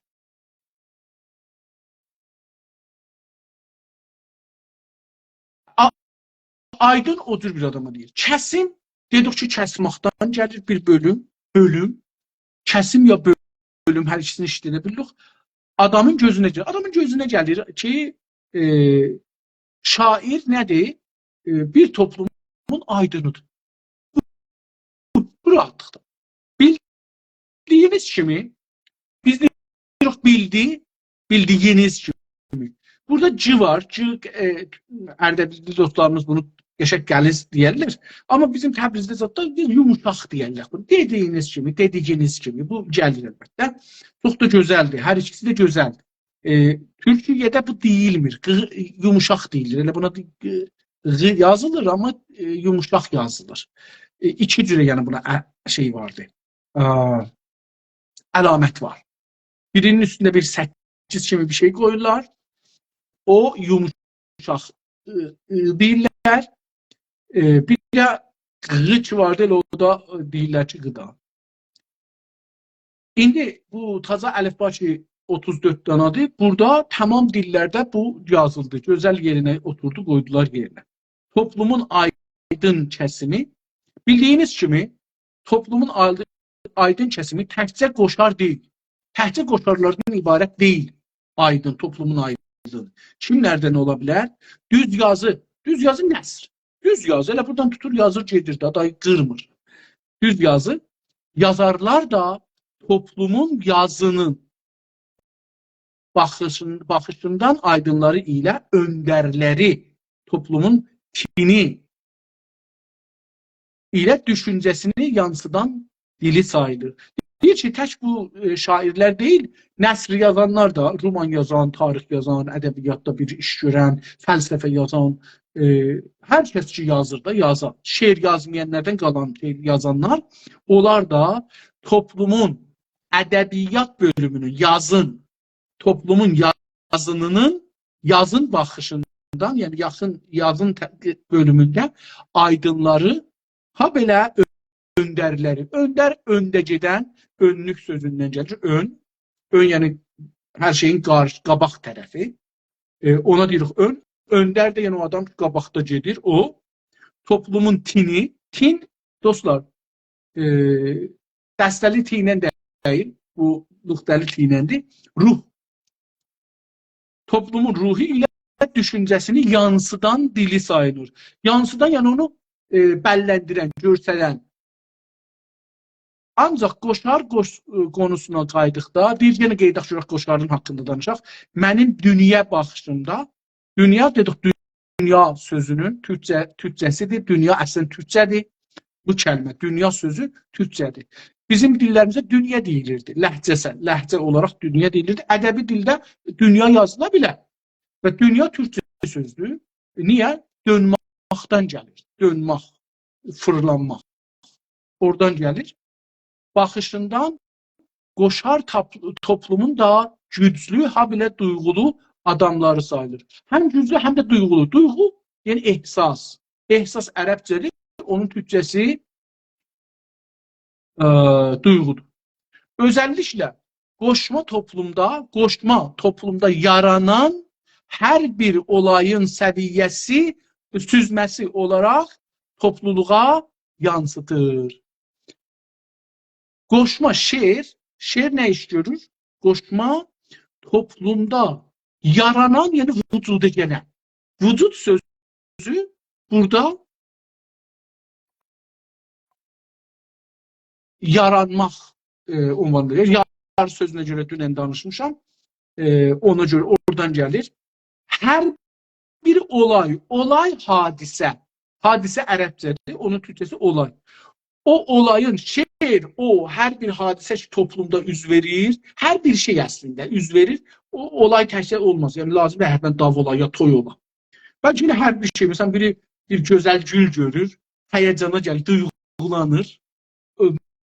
Məsələn, mən yadıma gəlir, danışıqçıdan dönəmdə bir park var idi, orada cıqqılı miniatür qızıl gül əkmişdilər. 20 sant, 25 santıdan çox ucu olmurdular bunlar. Məsələn, mən bəzi vaxt biraz tez gedərdim, bir 20 dəqiqə gedib onların yanında oturardım, onlarla danışardım məsələn. O insanı duyğulandırır da, hissləri ilə oynur. Qoşar azla öz. Az ki, az mənasındadır. Öz, yəni xülasə. Bayaq dedim, orada öz var idi, xod. Özüm. Öz həman özdür. Elə orada özüm, yəni mən özüm. Burada da öz xülasə. İndi nədir? Bunların ikisinin arasında nə ilgi ola bilər? Sizcə mənə də öz kəlməsi işlənir, xülasəyə də öz kəlməsi işlənir. Bunların ikisinin bir-biriyle nə ilgisi olar? Dostlar, tamam. Məncə, mən bir toplumun xülasəsiyəm.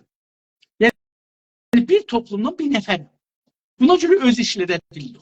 Mənə belə gəlir ki, çünki bir məsələn, Türk toplumunun ya Kanadada yaşayan toplumların biri də mənəm. Mən o toplumun xülasəsiyəm. Məsələn, biri mənə deyəndə ki, Kanadada da türklər var, necədirlər? Yəni, mən də o toplumun bir dənəsiyəm, özüyəm. O məni o toplumun nümayəndəsi kimi, bir xülasəsi kimi görür. Məndən soruşur ki, orada sən məsələn Türk toplumunun üzü olaraq mənə deyəcək nədir? Öz sözü. Bəlkə oradan gəlir, bilmirəm. Hər halda burada yazarımız çox gözəl bunu gətirib işlədib. İki kəlmə bir ayrı mənada da işlədəcəkdir, onu da zəhninizdə olsun. Neçə düzənlik beytlik. Düzənli dedik ki, nəzm tərtibli. Kəlmələri bir-birinə qoşdu, bağladı, düzdü bir-birinin dibinə. Düzənlik, beytlik. Beyt şeirdə bilirsiniz, beyt var, misrə var, beyt var. Bunlar, indi mən onları çox bilmirəm, ona görə burada xülasə keçsəm. Orada axsıram, çox axsıram, mən onları öyrənmədim. Yaxud bilmirəm niyə, Azərbaycan Cumhuriyyətində işlənir, burada da işlədir, hərf rəqd yerinə işlənibdir. Yaxud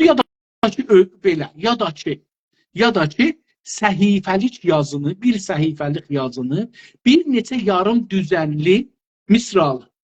Yarım düzen olur beyt. Özü de orada burada düzenlə beyti kaş salaydı parantez arasına ya da bir qabağına xət qoyaydık. Yəni bunlar ikisi birdirlər. Düzenlik, beytlik. İndi burada aşağıda görürük ki, düzen sözü beytdir. Yarım düzen misrədir. Beyt nədir? Məsələn, indi şeirdə bir şeir, indi burada deyəcək də əlbəttə, sonralar deyəcək də. Mənim bir dənə şeir yadıma düşsə.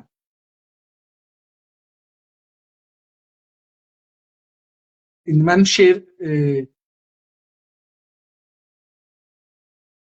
məsələn, Heydər Baba, gün dalığı dağlasın, o şeir. Məsələn, bu yarım misrə.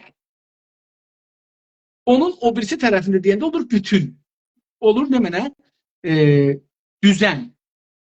Beytə düzenlidir. Bir beyt, bir düzen.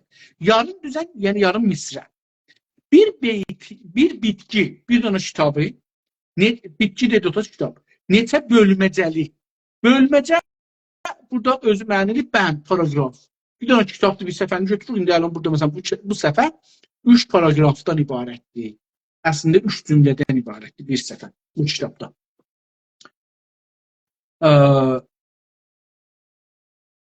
Dedi ki, bənd paragrafı qoşuqda, şeirdə bunlardan bir dana düzəldir. Bir dənə azaldır. Bir dənə səfə kitabı mümkün o 2 dana bir misrədə deyə. İstir bunu desin. Ya bir beytidə deyə. Ya bir paragrafı. İstir bunu desin. İndi nələri deyir hamma? O kitabda yazılan qayğı. Qayğı, dostlar, nicerançılıq. Mən sənin qayğılandım. Yəni niceran oldum. Təşviş. İçəridə bir darıxmaq. Ürəyim sıxıldı. Qayğılandım. Niyə gec gəldin məsələn? Qayğılandım. Yəni görün də o məsələn nənəz ya özünüz ya xanımız ya uşağınız gec gələndə necə qayğılanırsınız? O halətə kədər biraz çox da qüssə deyil, amma biraz narahatçılıq. Kədər. Məsələn uşağa demişik tu falan işi görməyibdi. Biraz kədərlənmişik. Kədər farsça keder olubdu dostlar. Yəni o şüşənin üstünə məsələn ya rəh sürtülübdü, ya kəsif olubdu, ya məsələn indi bir zaman bir cür şüşələr düzəltmir, o yüzü görsətmirdi. O şey ki şəffaf olmadı, ona keder deyirlər. Onu Türkçədən götürüblər. Kədər. Üzüntü. Üzülmək, indi bizdə çox az işlənir, Türkiyədə zaten çox işlənir. Üzülmək, narahat olmaq. Biraz dərindən narahat olmaq, qayğıdan geçir yuxarıya. Biraz pis olur, pis. Sevgi, eşq, məhəbbət. İgitsəl, igit bilirsiniz. Biz əslində cavana, savaşçıya, mübariz insanı igit deyirik. Xüsusən yaşlı, 40 yaşlı o yüzden igit demək. Çünki onlar igit deyil. Onlar da məsələn qocadırlar. Onların əhliyalı var. Onlar savaşmırlar. Onlar savaşmaqdan qaçarlar. İgit kimdir? İgit o cavanlardılar ki, hop bula bilirlər, düşə bilirlər, qaça bilirlər, gələ bilirlər, gedə bilirlər, yerdə, göydə durmurlar. Bunlar igit deyirlər. Savaşçı gücü var. Savaşçı ruhu var. İgit bunlar. Bunlara igit deyirlər. Saf dünyada da bunlar motordular, bunlar apararlar. Onlar 45'ten yuxarıya çıxır, onlar toplumu aparmazlar, mühafizəkar olarlar. Onlar topluma tormuz olur. Amma igidlər, məsələn, 14 yaşından tutun gedin, məsələn, ta məsələn, 35'e. Əgər 35'e bu da evləndi, bir 4-5 dənə uşaq oldu, o da igidlikdən çıxardı. Onun da məsələsi uşaqlarını çörək olur. İndi biz desək ki, İranda müsəlləhanə hərəkət eləyək, bunun bəhsi də neçə gündür düşübdür. Qrupların bəzilərində bəhs olur. Məsələn, qocaların hamısı bundan müxalifdirlər. Yox, ağa, bizim uşaqlarımız var, bunları ölümə verməyin. Siz istəyirsiniz ki, uşaqları ölümə verəsiniz, filan bəhman. Çünki onların əslən qocalığın, uşağı çox olmağın, hətta qədim belə deyərdilər ki, yəni o soyuq savaş dövrəsi, 1-ci dünya, 2-ci dünya savaşı ərəfələrindən sonra ta bu şey quturunca deyərdilər ki, siyasətə girən insan gərək evlənmir. Çünki siyasətin bir başı ölümdür. Evlənməyin başı budur ki, sən arvadını, uşağını gərək qoruyasın. Onların çörəklərini gərək verəsin. Vəzifən budur əslən. Amma o adam ki, evlənməyibdir, uşağı yoxdur, onun bir məsuliyyəti də yoxdur. Yəni, uşağına görə. Onun fəqət məsuliyyəti bu canıdır. Onun üçün o mübarizə elər, o savaşar. Bunun üçün əsli budur ki, savaşçı insanlar evlənməyirlər. Hətta mən bu son zamanlarda bu Türkiyənin dizilərində bir şey gördüm. Güya o Osmanlı'nın ordusuna girən insanlar gərək evlənməyirlər. Belə bir şeyi aldım. Yəni, əgər bunlar bir dana xanıma aşiq olsalar, istəyərlər, evlənələr, elə bir ki, günah eləyiblər. Cəhcəli o libası, paltarı soyunalar. Bunu bir şeydə gördüm. Hangi bir indi o dizinin adı yadıma gəlmir. Gelib tətilata. Dizinin adı yadıma təəssüflə gəlmir. Amma orada Məhməd. Fikir edim ki, Məhəmməd Fatih, Sultan Fatih. Sultan Məhəmməd Fatihin dizisini oynurlar. Orada bir dana bu əskərlərdən bir qıza aşık olur. O qız da xainlərlə işlir dərbarda. Düşmənləri də bilirlər, bunu oradan fişara qoyurlar, o gedir hər halda. Orada deyir ki, orada görünür ki, Osmanlı ordusunun mənsubu evlənməməli. Bu da siyasətdə bir məsələdir, dostlar. Qədimdən bu bizdə də var imiş bəs. Hətta o Ertuğrul'un dizisində də görürsünüz ki, savaşçılar çox gec evlənirlər. Məsələn, səqqəl ağarıb, baş ağarıbdır, evlənirlər. Yəni 35 yaşları olub üst-üstə, o zamanlar evlənirlər. Bunun üçün də mənim nəzərimə gəlir ki, savaşlarda bunun üçünmüş ki, savaşlarda əgər zəfər qazansaymışlar, o şəhrin xanımlarına təcavüz edilmişlər sərbazlar, o zaman. Çünki onlar evlənmirmişlər, onlar fəqət o cürsə azad. Məsələn, onun üçün çox üzr istəyirəm, bu şeylər açıqmış. Türkiyədə çarxana deyirlər, bizdə fahişəxana deyirlər.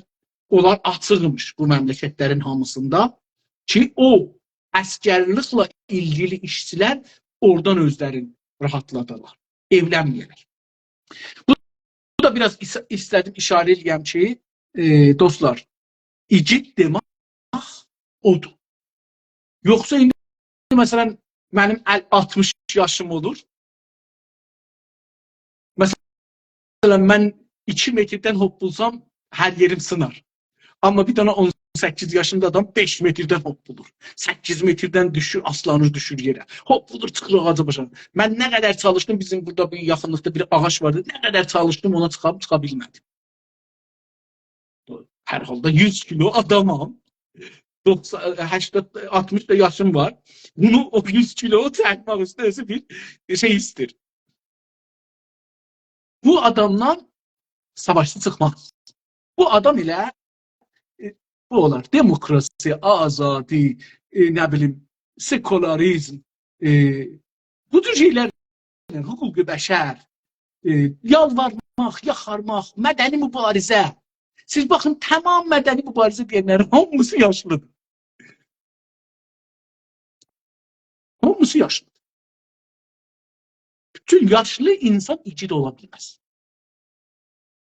Nə onun cismi, canı, əti, sümüyü, kemiki icazə verir, şərait yaradır ki, bu savaşa girsin, nə də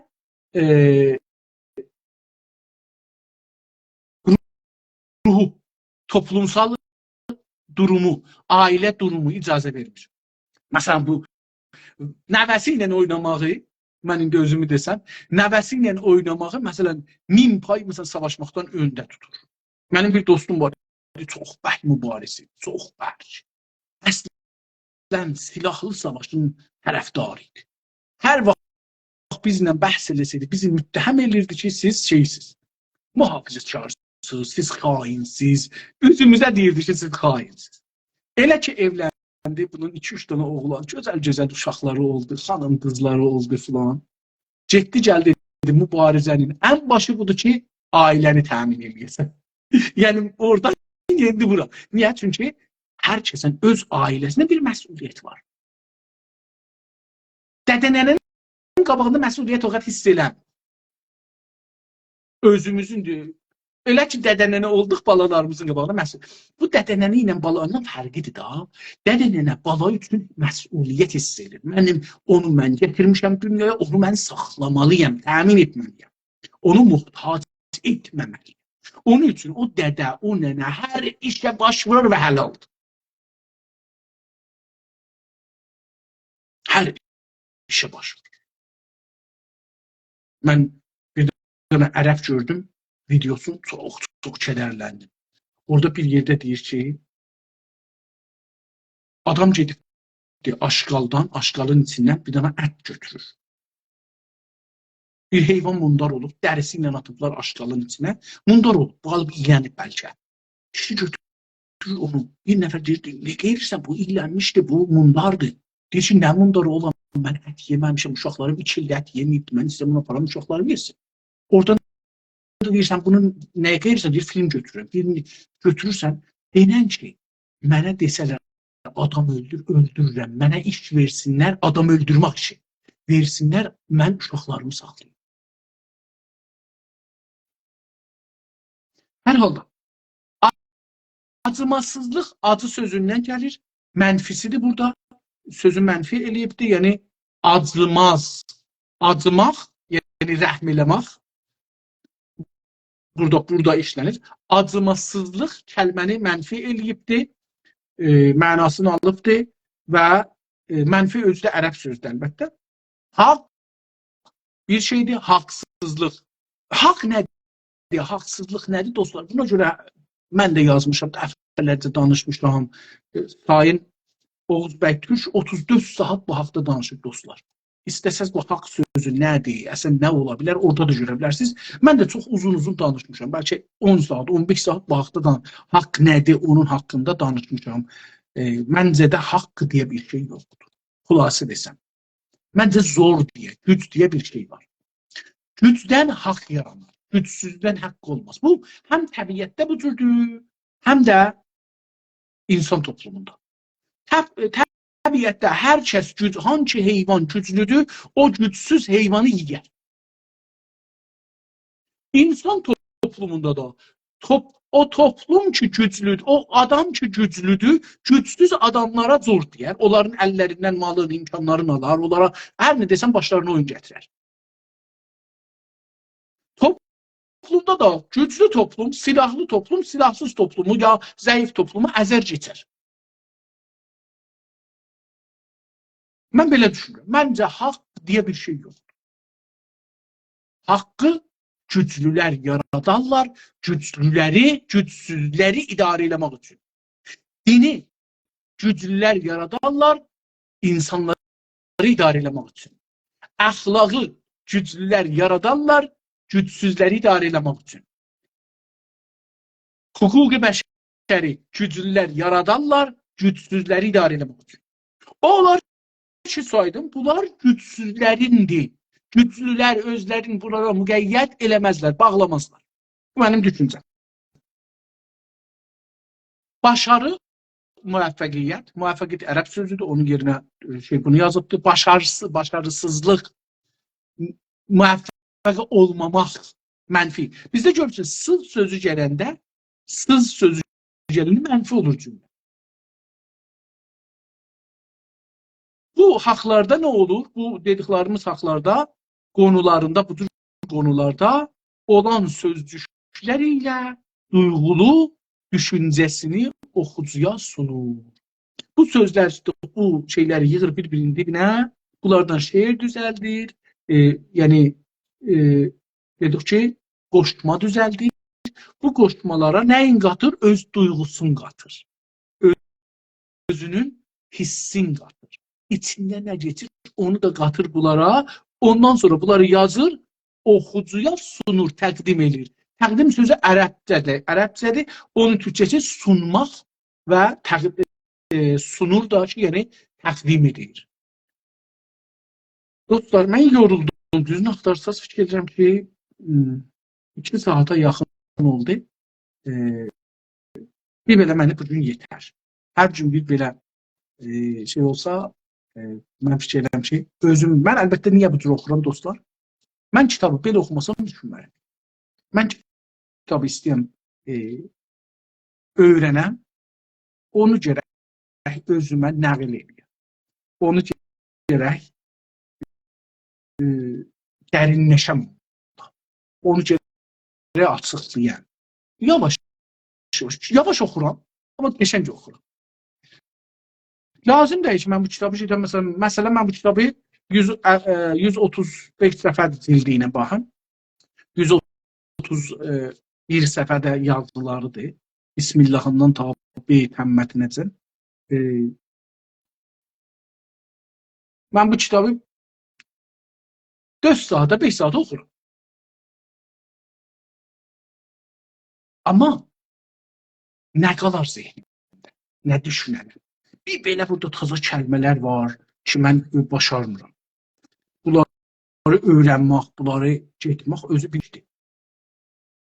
Onun üçün məncə kitabları yavaş-yavaş oxuyub üstündə bəhs eləməli, danışmalı. Mən özümlə danışıram. İnanın dostlar, mən kitabı ucadan oxuyuram. Kitabı ucadan oxuyacaqsan. Aha, dostlar. Mən o zaman ki istirdim danışığa gedəm, 24-25 yaşım var idi. 4 dana uşağım var idi. Evliydim, 4 dana uşağım var idi. Mənim böyük qızım Fatma xanım gedəcək idi mədrəsiyə, mən də gedəcəkdim danışqaha. Eyni ildə, yəni Fərvərdinin Mehridə gedirlər də mədrəsi İrana. Mehr ayının birində mən getdim Tehrana danışqaha, qızım getdi Təbrizdə mədrəsiyə.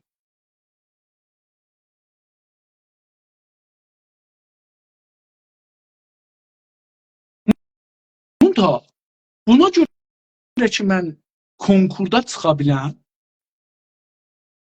yol tapdım özüm. Hər dərsi dostlar 25 dəqiqədən çox oxumazdım. Əgər 25 dəqiqədən çox oxudunuz, yorulacaqsınız, beyniniz almayacaq. 25 dəqiqədən sonra ya kitabı dəyişərdim, bir ayrı kitab oxuyardım ki, fərqli. Qollən mövzusu fərqli. Məsələn, roman oxurdum, şeir oxurdum.